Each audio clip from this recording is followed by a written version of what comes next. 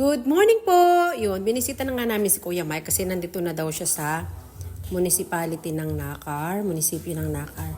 So yan, as you can see, napakadami na dito guys na mga sasakyan, na mga nakaparada. O as you can see, then marami na rin dito mga stall ng sandugo na pwede nyong mabili. Pwede kayong bumili dito guys na talaga namang ito yung magagamit sa pagbabike. So, tara, bisitahin natin at tingnan natin kung ano to mga ito. May mga tsinelas sila, mga assorted. At tinanong ko si Kuya, iba't ibang klase ng tsinelas ang nandito. Meron ding mga sandals na pang bike. Then, dahil iba-iba yung style nila, iba-iba din yung price nila. So, yan. Kung gusto nyo dumayo dito guys, ay pwede naman at pwede kayong mamili ng mga tsinelas na talaga namang siguradong matitibay. So, santugo din ang mga tatak nito mga ito na talaga namang subok na antibay kasi si Jowa may sandugo. 8 years na matibay pa ito. So, meron din sila dito mga shoes na nagkakahalaga ng 1,449. Then, iyan. Dami-dami nila ditong new design. 979 mga sandals. Tapos ito naman na new design daw nila is 659. Yan daw yung new design, new arrival. Then, meron din sila mga short na pwede nyo mabili dito na pang bike din.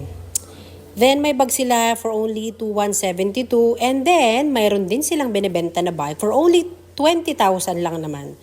So, talaga namang lahat ng gamit dito ng pangsandugo ay magagamit.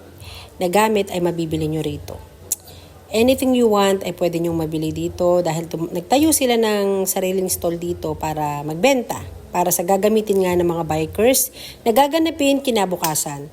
So ito is August 24 at yung mismong racing nila is 25. So Sandugo Brusco at talaga namang ito ay pinaghandaan. Sabi ko nga kay Lolo, magkano ba yung premyo dito na pinag-aagawan nila, Charis?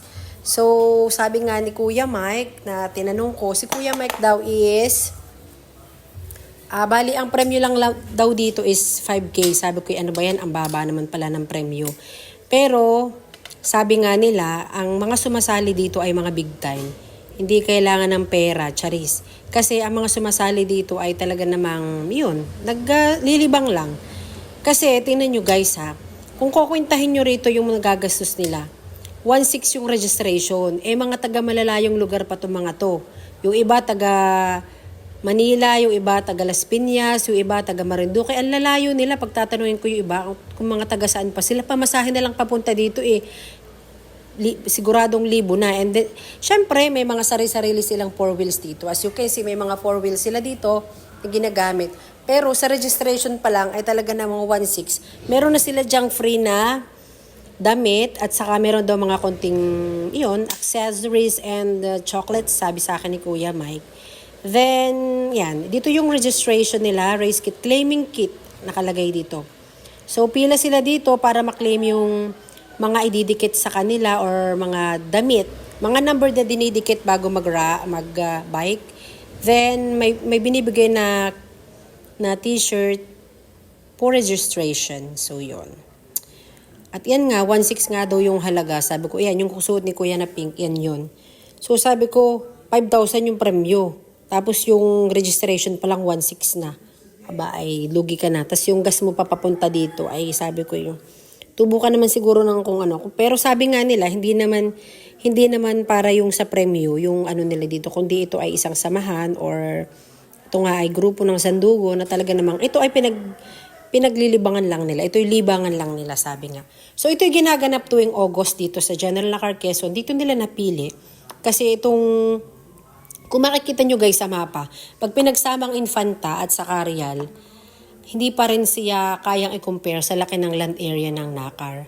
So, ang kaibahan lang dito sa Nakar is mas marami yung mga bulubundukin, maraming bundok dito na talaga. Sandugo Brusco is the Pinoy-made mountain bike anyone can ride. If you're on lookout a mountain bike, you might want to consider Sandugo Brusco, the first Filipino-designed bike for virtually everyone. So, alam nyo ba na ang nag-design ng mismong mountain bike na ito is si Carlos Colmenares. Lumampas na sila. Bibili. Unang batch. Go, go, kuya!